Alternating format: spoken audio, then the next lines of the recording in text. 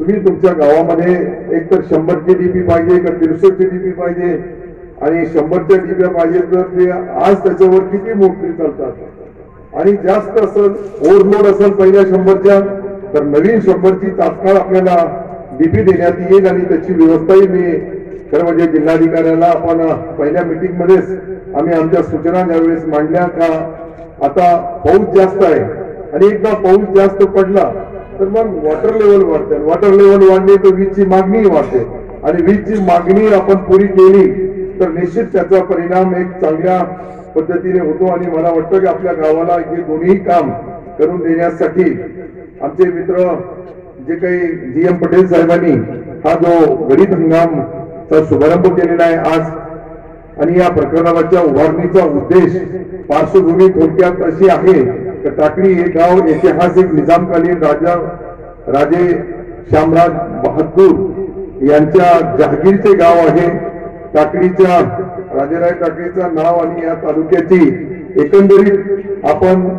पूर्ण सुफी संतांच्या माध्यमातून या गावाचा एक आगळा वेगळा नाव आहे. अशा नावात सोबत जोडलेले आमचे GM पटेल आणि यांनी एक शेतकऱ्याचा मुलगा शेतकऱ्याच्या व्यवसायामध्ये शेतकऱ्याच्या पद्धतीने ज्यावेळेस आपली सुरुवात करतात तर आपल्या या पंचक्रोशीतील गावाच्या शेतकऱ्यांचा मुख्य पीक आणि मराठवाड्यातून नव्हे तर पश्चिम महाराष्ट्रातल्या इतर साखर कारखान्याच्या शेतकऱ्यांना जो ऊस पुरवला जातो त्याचा पैसा वेळेवर मिळत नाही. FRP प्रमाणे जे रेट मिळायला पाहिजे ते मिळत नाही आणि यासाठी आपल्याला या जो नवीन आपल्याकडे हा ऊसाचा गाळप करण्याची क्षमता यांची प्रकल्पाची 80 मेट्रिक टन दर दिवशी इतकी गाळप क्षमता आहे. हे सर्व करण्यासाठी आमच्या या गावामधलाच एक शेतकऱ्याच्या कुटुंबात जन्मलेला शेती व्यवसायाच्या बद्दल ज्यांना जाण असलेले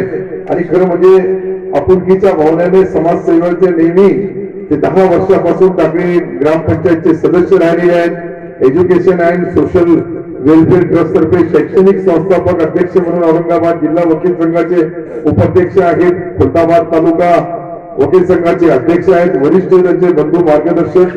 स्वर्गीय ऍडव्होकेट गुलाम मोहम्मद पटेल यांनी त्यांना जी काही शिकवण दिली त्या माध्यमातून आपल्या गावामध्ये त्यांना सेवा करण्याची जी आज संधी मिळाली. हा व्यवसाय हा जो व्यापार आहे या व्यापाराच्या माध्यमातून त्यांचा परिवार त्यांच्या परिवारामध्ये असलेले अनेक त्यांचे पुतणे असतील त्यांचे सगळे सोयरे नातेवाईक मोठ्या प्रमाणावर या एरियामध्ये राहतात. भविष्यामध्ये या प्रकल्पाद्वारे ऊस उत्पादक शेतकऱ्यांना जास्तीत जास्त लाभ मिळावा त्याचबरोबर परिसराच्या तरुणांना रोजगार मिळावा. आपल्या गावात छोट्या एखाद्या ग्रामीण भागात आजूबाजूला पाहिलं तर सर्व डोंगराळ भाग आहे आणि या डोंगराळ भागामध्ये असलेला आपला हा गाव आणि या गावानी आतापर्यंत अनेक राजकारणामध्ये समाजकारणामध्ये शैक्षणिक क्षेत्रामध्ये किंवा व्यवसाय व्यापारामध्ये आपल्या गावाचा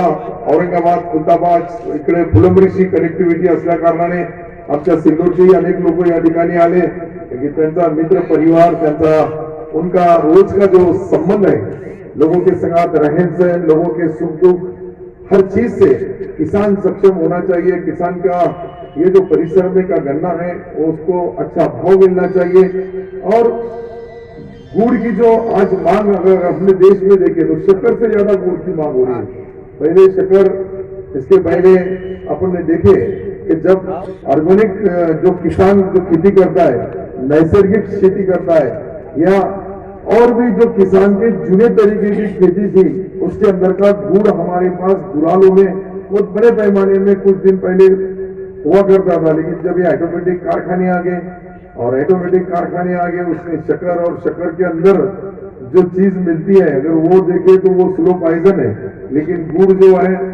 वो जुना सिस्टम का जो कारखाना है इसकी डिमांड भी बहुत है. अगर हमने इसको सही तरीके से अगर गुड़ का मार्केटिंग करे तो मार्केटिंग में उसको व्यवहार करने के लिए व्यवसाय करने के लिए आजू बाजू के जो हमारे जिले जो आजू बाजू के जो तालुके वहां की जो परिस्थिति है उस परिस्थिति के हिसाब से भविष्य में एक बार इसका मार्केट अच्छा हो गया. पटेल के जो उनका एक यूनिट है ये GM पटेल साहब का यूनिट अगर अच्छा चला लोगों को भरोसा होगा कि यहाँ जो गुड़ तैयार होता है वो अच्छा तैयार होता है सच्चा तैयार होता है उसमें कोई मिलावट नहीं है और मिलावट नहीं रही तो 2 रुपए सिलक भी रहे तो लोग देने के लिए कुछ कम नहीं करते हैं। आजकल अपनी तबियत आपने देखा होगा, क्या मैंने अभी कुछ दिन पहले ही पढ़ा था कि वहां पंजाब और हरियाणा में सबसे ज्यादा कैंसर पेशेंट है। तो इस पर से आप अंदाजा लगा सकते हैं कि ऑर्गेनिक खेती जो है और जो नैसर्गिक खेती है उसके संगात जो ये छोटे हम जो भी माल पहले लेते थे उसकी उस टाइम की ताकत और आज की ताकत अगर हमने देखे तो ये जो रासायनिक पद्धति से जो तैयार की जाएगा जो भी माल रहेगा वो जहरी है, लेकिन वो जहर कैसा है, स्लो है, समझता नहीं। इसलिए ऐसे गुड़ होंगे या जो हमारे यहाँ के किसान जिस तरह से जो पीक लेना चाहते हैं, जो किसान खेती करना चाहते हैं, उनके लिए हमारे पास पोखरा में भी हम योजना पोखरा 2 अभी लाने का चल रहा है। पहले पोखरा 1 लाए, उसके अंदर 15 डिस्ट्रिक्ट कुछ गांव है। अभी आपका गांव पोखरा में है क्या नहीं है मुझे मालूम नहीं, तो आपका गांव भी पोखरा में लेना पड़ेगा। यहाँ आने के बाद कुछ तो भी देना पड़ेगा। वैसा अगर वापिस चले गए तो फिर लोग इतने देर से रास्ता देख रहे हैं। 3:30-4 बजे का प्रोग्राम था, अभी 5:30 बज रहे, 5:45 बजे मैं यहाँ आया, 5:30 बजे आया और अभी 6 को 10 मिनट कम है। तो उसका कुछ ना कुछ बयाना यहाँ की कब्रिस्तान का एक काम है। पहले एक कब्रिस्तान के लिए पैसा दिया गया, अब दूसरी पटेल बिरादरी की एक कब्रिस्तान, अंदाज से तुमने जो बोले बरोबर है ना, तो मैंने बोल देना कुछ दूसरों ने और बोल रहा है एक पटेल और पाटिल के बीच में झगड़ा लगा दिया। 2 है, 2 कब्रिस्तान है, 2 कब्रिस्तान है, तो एक को अल्पसंख्यक का निधि दिया गया। अब दूसरे कब्रिस्तान को भी पैसा देने का काम मैं मार्च अभी बाकी है। अगर मैंने राजीनामा भी दिया तो मैं डबल से चुन के आने वाला है, क्योंकि हमारा आजकल ये और लगभग हो सकता है मैं 2-4 दिन में राजीनामा भी दे दूंगा और फिर से चुन के आऊंगा। डरने की कोई बात नहीं। जो कमजोर कमकुवत लोग रहते हैं वो अपना पद अपनी कुर्सी के लिए डरते, अपन सिर्फ अल्लाह ताला से डरते, बाकी दुनिया में अपन किससे डरते नहीं, ना किसी को डरा देते नहीं। लेकिन जो भी चीज है एक कार्यकर्ता इस नाते से काम करना चाहिए। लोगों के बीच सुख दुख, शादी ब्याह, मौत मट्टी, पंचायत समिति, जिला परिषद, एमएससीबी, दवाखाना, कलेक्टर, कमिश्नर, ऐसी जगहों पर छोटी छोटी जो अड़चने रहती है लोगों की, अगर वो हमने दूर करे, खजूर का हिस्सा भी हमने कोशिश किए, तो बड़े पैमाने पे लोग उसको मदद करते हैं। राजकारण एक अलग चीज है, व्यवहार एक अलग चीज है। अभी वकील साहब तो अपने से ज्यादा होशियार है, वकील है लेके आते हैं, तालुका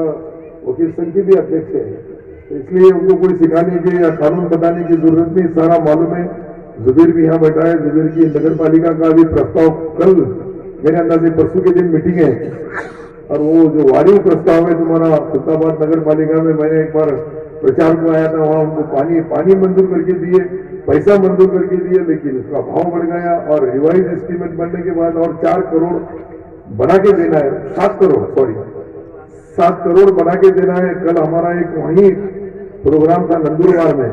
वहां मुख्यमंत्री ने इधर से फोन लगाया, उधर से 7 कोटी 28 लाख रुपए 3 मिनट में मंजूर हो गए। अगर वो यहाँ होते तो मैं अभी बोल के तुम्हारा खुलताबाद का भी डिक्लेरेशन यही होना था। लेकिन खुलताबाद एक अच्छा शहर है, उनको भी जरूरी है, पीने का पानी अच्छा होना चाहिए, शुद्ध होना चाहिए, फिल्टर होना चाहिए और सही मिलना चाहिए। एमएससीबी का प्रॉब्लम ये सिर्फ अपने टाकली में ही नहीं, बहुत गाँव में। मेरी सिर्फ एक ही किसान भाइयों से रिक्वेस्ट रहेंगी, गुजारिश रहेंगी, विनती रहेंगी कि हमारी ओवरलोड डीपीआर जो है उसको आंकड़ा डालने की सिस्टम अगर थोड़ा कम करें तो मुझे लगता है, कोई बुरा मानने की बात नहीं, हमारे गांव में भी ऐसे करते हैं लोग, कुछ अपना हमारा जवई गायकवाड़ ऐसे ही ना, सिल्लोर तालुके का जवई है, इसके लिए थोड़ा सम्मान उनका भी रखना पड़ता है। उनको जो मेरी किरण पाटिल साहब की बात हुई, हम सब लोग बैठ के एक बार अपना तुम्हारे इस परिसर में, तुम्हारे गांव में, तुम्हारे गांव के किसानों के लिए, यहाँ के और कुछ जो यहाँ के विकास के काम है, तरक्की के काम है, ग्राम पंचायत के सरपंच साहब पहले एक बार मुझे मिले थे, अख्तर बेग के साथ, बरोबर मैं एक बार देखा तो भूलता नहीं, मैं पहले देख लिया तो पहले हमने पहला एक काम हुआ, दूसरा काम रहुआ है वो भी हो जाएगा, और तीसरा कोई काम नहीं है तो वो भी बोलो। अपने को कोई फर्क नहीं पड़ता है, अपने पास काम इधर से आ रहा है उधर जा रहा है, किसी ने भी देने की जरूरत है, पहले कुछ दिन पहले किसी ने आज सरकार है और इतना बड़ा सरकार किसानों के लिए मदद करने वाला। आपने देखा होगा कि हमारी जुलाई अगस्त में जो नुकसान हुई पहले पानी में, हमने वो भी किसानों को 3,501 करोड़ रुपए दिया। सतत रेगुलर ज्यादा से ज्यादा पानी गिरने की वजह से कुछ किसानों का नुकसान हुआ था, उनको भी वहां 765 कोटि रुपए दिए। लातूर में मैं जब गया वहां एक गोगल गाय नाम का एक नवीन रोग आया, उसके लिए भी मतलब हमने अपना रेगुलर जो किसान पैसे भरता है उसके लिए जो सरकार ने घोषणा की थी, मुझे लगता है 4 साल 3.5 साल पहले, लेकिन अमलबजावनी नहीं हुई थी, उसकी भी अमलबजावनी करने का काम हमने 50,000 रुपए जो रेगुलर शेतकरी पैसे भरता है बैंक में, जो कर्ज लेता है और रेगुलर भरता है, उसके लिए भी 50,000 रुपए हर एक किसान को मदद मिलना चाहिए। उसके पहला टप्पा 2500 करोड़ रुपए का दिया गया। अभी टप्पे टप्पे से जितने किसान हैं उस सारे किसानों को उनका उसका मुआवजा दिया जाएगा। अभी इसके पहले हमारे 15 दिन पहले एक कैबिनेट मीटिंग हुई, उसके अंदर आपने देखा होगा कि विकास बैंक का 40 साल से कर्जा था कई किसानों के ऊपर। मुझे लगता है कि किरण पाटिल गंगापुर में बहुत बड़े पैमाने के ऊपर ये क्षेत्र के अंदर विकास बैंक के कुछ जो युनिट बनाए थे अपने लिफ्ट इरिगेशन, तर लिफ्ट इरिगेशनसाठी मोठ्या प्रमाणावर तुम्ही पाहिलं असेल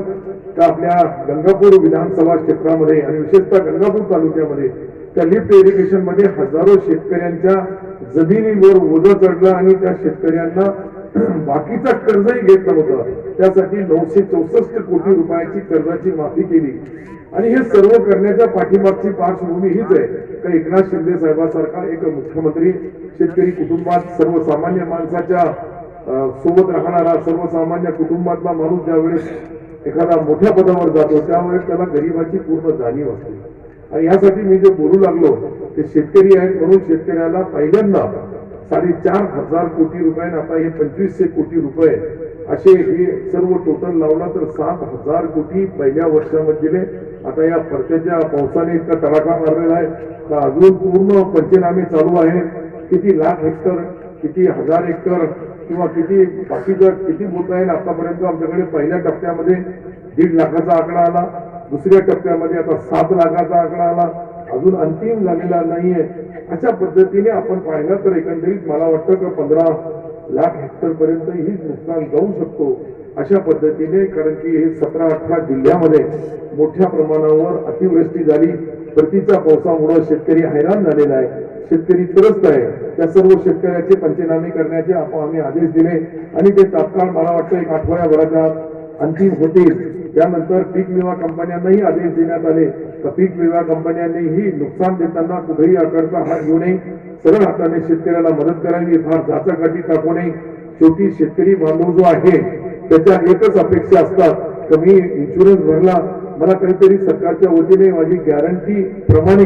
माझा जो नुकसान असेल, कोणाचा कापसाचा असेल, कोणाचा तुरीचा असेल, कोणाचा मकाचा असेल, कोणाचा सोयाबीनचा असेल, वेगवेगळे पीक आहे आणि वेगवेगळ्या पिकाचे जे वेगवेगळे नुकसान आहे त्या सर्व नुकसानीचे पंचनामे एक्झॅक्ट आले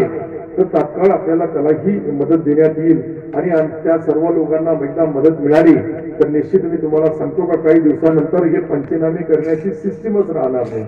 आता आपण कृषी विभागाकडून एक नवीन कंपनीची आमच्या चर्चा चालू आहे।